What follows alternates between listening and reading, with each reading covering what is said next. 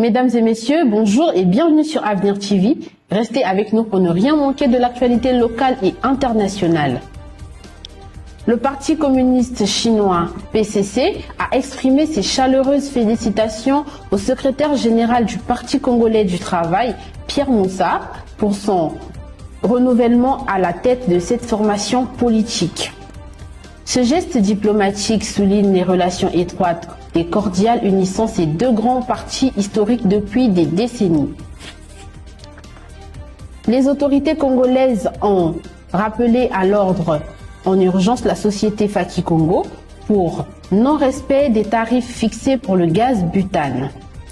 L'entreprise avait procédé seule à une hausse des prix au début du mois de janvier, portant le coût de la bonbonne de 12,5 kg de 6 400 à 7 500.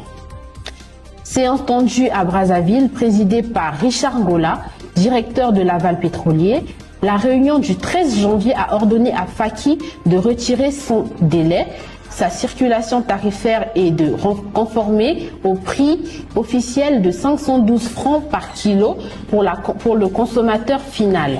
Le ministère du Commerce a provisoirement fermé plusieurs agences de la société. L'homme politique et l'écrivain congolais Henri Njombo dédicacera son roman Une semaine au Kinango le 17 janvier à Paris, à l'ambassade de la République du Congo en France. Par le biais de ce pays imaginaire qui est le Kinango, l'écrivain livre une analyse critique des défis sociaux et politiques africains en soulignant la